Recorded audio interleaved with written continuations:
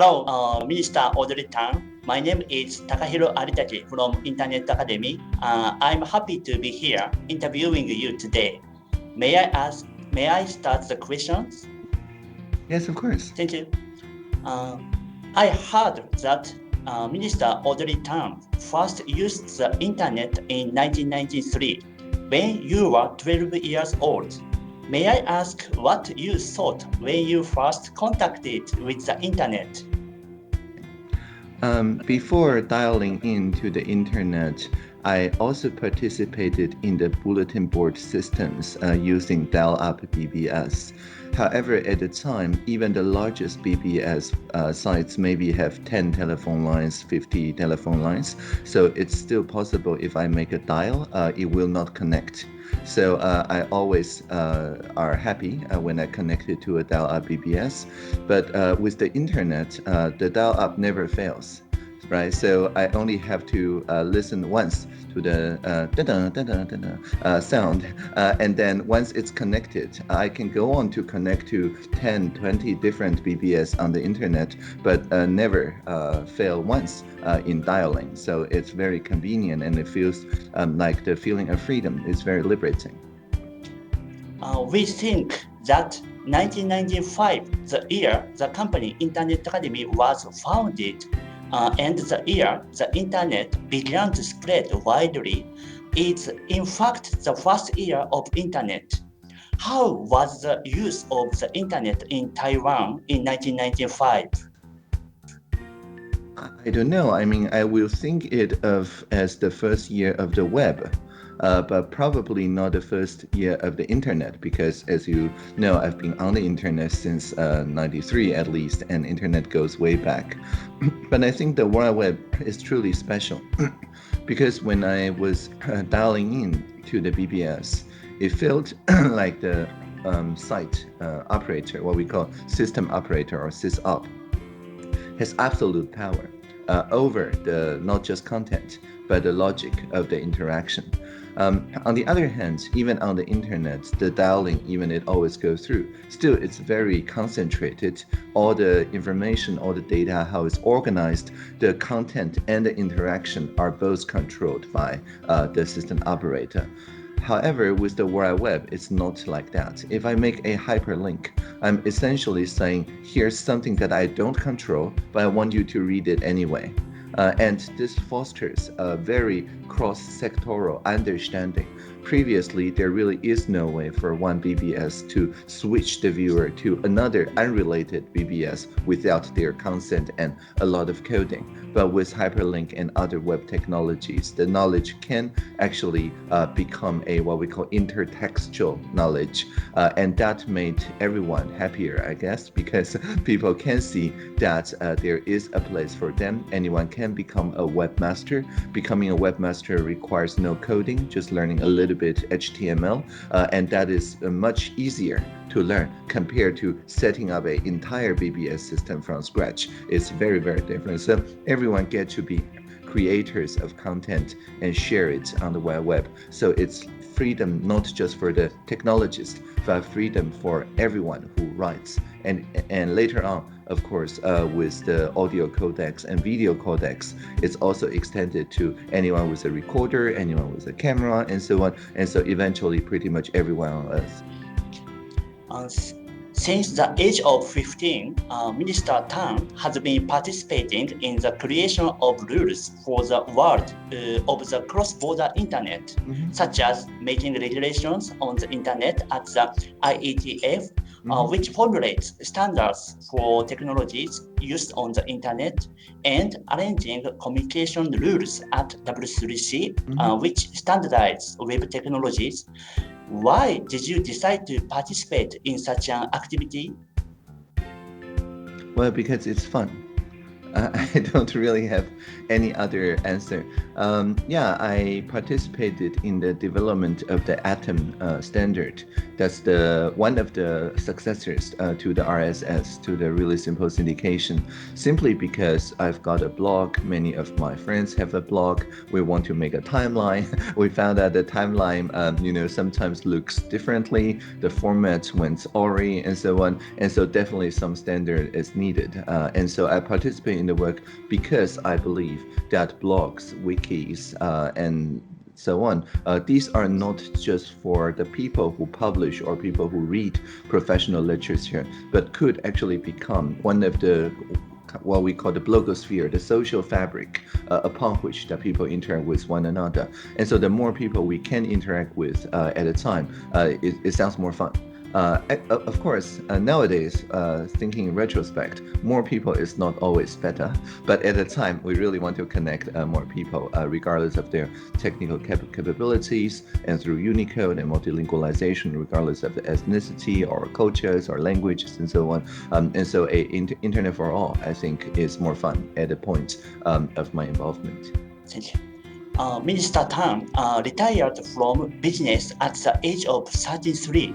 And was responsible for Apple's Siri development as the digital advisor, specifically in charge of a project to make Siri speak Shanghai needs, and you also integrated the traditional Chinese dictionary built in Macs and iPhones into Apple's system.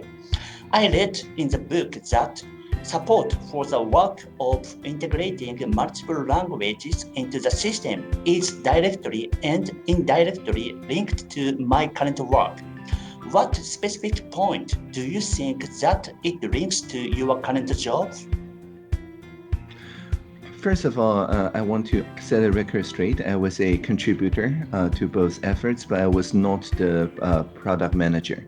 So I am not exactly in charge of the project, but I did make contributions.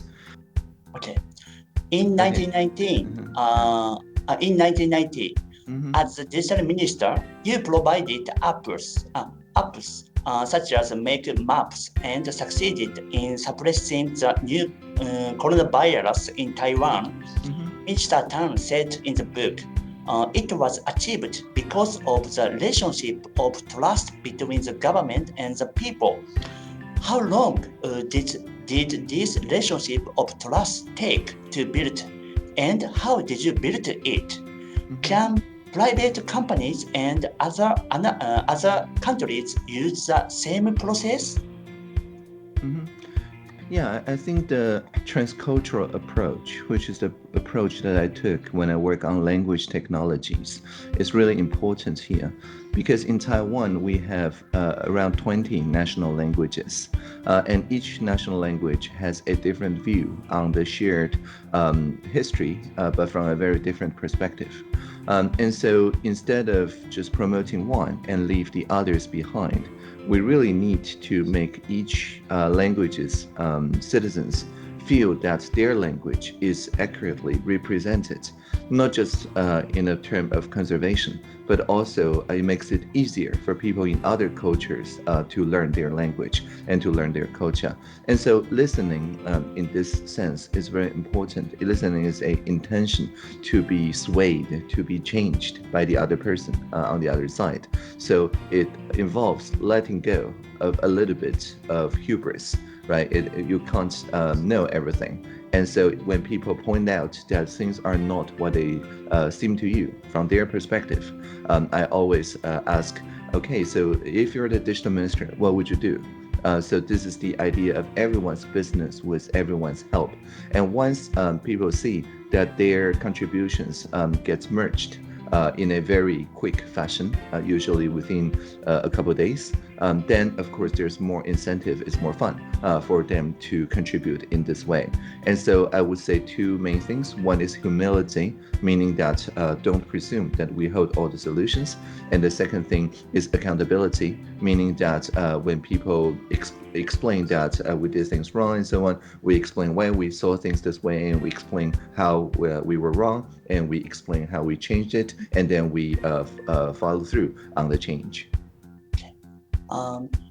From the perspective of public health, Minister Tan thinks that it is more important for the majority of people to have basic knowledge than for few to have advanced specific knowledge, scientific knowledge, which I read from your book.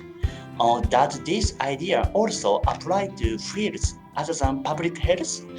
Also, what kind of measures are needed for the majority of people to have basic knowledge? I think once people have basic knowledge, then some of them will find this very interesting, and then they will acquire more knowledge. But then they will not forget that there's also people of knowledge that's not as involved as they are. So they become a little bit more proficient, but still has a capability to communicate with people that was less involved. And then the ladder goes on, right? A few will decide to make it a career to pursue in that field. A few will make normal contributions to the field and so on. So this is like a ladder of skills in which each step knows exactly how to talk to the people of the previous step, as well as how to get more insight, knowledge, more insights from the next step of the ladder. And once this shape is in place, we achieve this sort of social understanding of any particular field, because anyone who wants to understand a little bit more knows exactly where to look, knows exactly who to ask. On the other hand, if it's just a few people with elite knowledge and everyone else with almost no knowledge, this gap is too large and there's no way to jump through this gap of knowledge. So I think this applies equally really to any field that concerns the impact of everyday life. So it could be around the field of information technology, which connects machine to machines, digits to digits. It could be about the digitalization, which connects people to people, right? The all in digitalization means all people. So both the natural science part of it and the social science part of it, I think can use this sort of knowledge ladders. We are trying to create a society where people can be connected via the internet and everyone has the opportunity to learn equally. I believe that will lead to the elimination of the digital divide and the poverty. On the other hand, I read your book and understood it as Minister Tan also aimed to include and connect all the people. Why does Minister Tan think it is important to connect people? Where does that origin come from?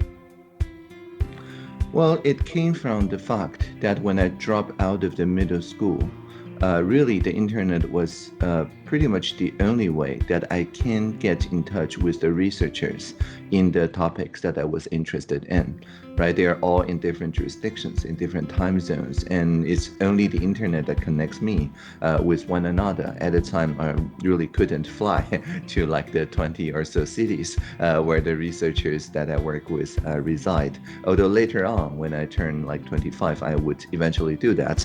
But when I was just 14, it was very different. And so the internet to me makes sure that we can choose our own neighbors. If we care about the same values, if we share the same outlook on the world, we don't feel alone anymore once there's internet. It empowers people who feel passionately about something to connect with people with similar fashions of passion. And when people connect in this way, then each of us are liberated from kind of the burden, the duty to tackle everything by ourselves. Rather, we can tackle it as a group. So I think this is also important in terms of the personal development so that people can be good neighbors. It's just the internet allows us to choose our neighbors from a much wider population. I saw in the book that it is important to cultivate a sense of beauty and acquire a literary background in order to deal with problems that cannot be solved by science and technology. In the future, what should people who aim to become engineers do first in order to cultivate a sense of beauty? Also, how should people acquire a literary literacy? Yeah, I think one of the main thing is it's not about literacy. It's not about appreciating other people's work. It's more about competence, which is the ease of which that you produce new work. So while literacy makes people think that we have to, I don't know, read novels that are classics, to read poetry that are classics, to watch movies that are classic, and so on, I think people who are already engineers are more attracted to the interactive creation of new works. So it could be, for example, making video games. There's many engineers that I know that very much enjoy making video games or modifying existing video games so that it plays in a different setting. Well, that's also an artistic expression. That's also a creation, but it's done in a proactive mode, meaning that I first think or feel something, I express it, and then I appreciate the people who had similar expressions, and then maybe we form a group of people who play with each other's games interactively and things like that. And in that sense, I guess Wikipedia, OpenStreetMap, even GitHub could be seen as this kind of creativity playgrounds. And so in those creativity playgrounds, I think it's important to make sure that whatever you feel like interesting or beautiful or something, you share your reaction also in the open so that people can work with more than just the code that we produce, but also the reaction to each other's code. I very much like how GitHub introduced the emoji reactions to each comment and so on, and people make a lot of use of animated GIFs and memes and things like that. To me, these are also expressions that seem to liberate us from just the very mechanical engineering stereotype. In contrast to the digital native generation who had the internet from the time they were born, there are digital immigrants who did not have the internet when they were born and encountered the internet in their later lives. Moreover, I think that there are many people who have never used the internet in an aging society like Japan. What kind of literacy should people like digital immigrants or people who have never used the internet acquire in order to play an active role in society? I think the internet should move to where people are. It's not that people should adapt to the internet. So in Taiwan, we make sure, for example, that all the pharmacies, all the clinics, and so on have broadband connections, no matter how rural, how remote the place is. So for the elderly people, it's not that they have to go to a city to use the internet. They can just be talking to their doctors over a video conference, but a video conference is set up by maybe a local clinic that they trust, a local nurse that they trust, an elderly caring place that they trust. And so they wouldn't think I'm using the internet. They will think that I'm chatting with my friend on the next city. It's just like telephone, just with video and so on. So I think this is a real need by many people, especially in a time of pandemic. Feeling connected, feeling the warmth of people supporting each other. This is very important. And internet is built for this. Right? Internet, the original design was to maintain communication even when there's a nuclear war and people have to shelter and things like that, and still maintain a kind of connection between the people who are isolated. And so because the internet was built for this, it plays such a role in the pandemic. And I think many people, regardless of whether they're digital immigrants or natives, understood that internet is here to stay as an infrastructure to support the society based on their face-to-face over video communications. And I'm also a digital immigrant myself, so I understand, of course, always it makes sense to have a local person that you can trust, that you feel safe, that you feel good around which, that they can be the kind of ambassador that introduce introduce you to novel ways of using the technology. Minister Tan said, I am convinced that lifelong learning ability will be important in the future. Yes. However, in reality, some people will continue to learn even if they become a working professional, while others will stop. So, what do you think that it is necessary in order to keep learning? Are there some kinds of systems? Well, I think everyone learns, right? In many jurisdictions, people didn't have a habit of wearing mask, but over the past year or so, everyone learned to wear a mask. And so it's a proof that it's not that people stop learning. It's just previously people didn't feel maybe the necessity to learn. But after a year or so, many jurisdictions around the world, even the people who didn't have any previous association or experience with masks, they now understand, well, it's there to protect our own face against our own unwashed hand. See, that message resonates with the world, and the entire world learns it. So I think the main difference is the context.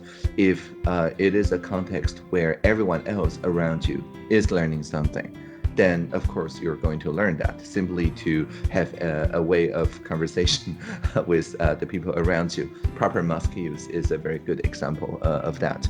And so making it such a way that the culture of lifelong learning is considered normal in the society automatically means that it's less socially difficult for people to say, hey, I'm 70-year-old, but I'm working on an undergraduate degree, or I'm 80 years old, but I am learning HTML and JavaScript. If the culture is such that everybody shares what they're learning, just like learning on how to wear a mask, then it makes it easier for the more elderly, more senior people to share what they're learning too.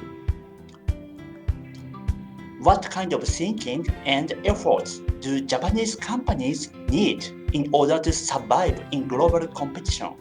Could Minister Tan give us some advice, especially from the perspective of IT utilization methods and training systems for Japanese companies? Well, companies don't think anything. Companies are just a fiction. It's like a hashtag. But people in companies, of course, they may think. Yes, that's right. I usually say smart citizens makes smart cities. There's no smart cities without smart citizens. And so for people in a company, I think one of the most important things is to realize that what used to be chores, what used to be necessity work that people don't really like performing, but they perform for the continuous survival of the company, could now more or less be automated. And the latest development in assistive intelligence in AI means that if we can articulate the kind of input and the kind of output in any specific part of our work, chances are, without too much investment, people can automate away any part of the work that they don't enjoy. And so after that, then they have more time and more peace of mind to enjoy the work. And once the work is enjoyed, then it creates more surprising value to the employees, of course, but also to all the stakeholders, customers, and so on of the company. So to make a workplace that people can work out loud, to make a workplace where it's a learning circle, where people just focus on helping each other to reduce the chores, to work with more joy. I think that's the most important thing. And there's many disciplines within the computer science, the IT, AI, and so on that are designed specifically for reducing this sort of unwanted job and work within a company. What is the fun and pleasure of learning IT for Minister Tan, as you had participated in various IT-related projects since the advent of the internet? Mm-hmm. Yeah, I think the fun is when I share something and I see people remixing my work in surprising, unexpected directions. That is the most fun. because I get to learn something that I couldn't think of myself, and they get to create something that they couldn't create without my previous input. So it feels like a continuation of culture. I feel this kind of pleasure when I saw the Japanese hip-hop band Dos Monos sampled my interview. So the interview like this one is not meant to make it to music production, but they use the Creative Commons license, which means that I relinquish most of my copyright so that they can actually make a song without asking my permission. So this permissionless invention, permissionless innovation, I think is the most attractive thing of the internet culture. Prior to that, it's not possible. But since the advent of internet, we more and more make creation that is based on the work that of the people that I don't know. But based on this creation, I get to know new creators. And based on this new person-to-person relationship, I get to know new works. And from those works, even more collaborators and so on. And so this fun and joy of sharing is actually self-perpetuating, meaning that the more you participate, the more fun it is. This is the final question. The Internet Academy has been providing IT education to students as an institute of Internet technology since 1995. Please give a message to our students and those who are going to learn IT from now on. Sure. So I used to explain that IT connects machines and digital with the all in digitalization. The digital connects people. So I will give a message based on that idea. It goes like this. When we see the Internet of Things, let's make it the Internet of Beings. When we see virtual reality, let's make it a shared reality. When we see machine learning, let's make it collaborative learning. When we see user experience, let's make it about human experience. And whenever we hear the singularity is near, let's always remember the plurality is here. Okay. Thank you so much for having time and give message for us, everyone. Thank you so much. Thank you. ありがとうございました。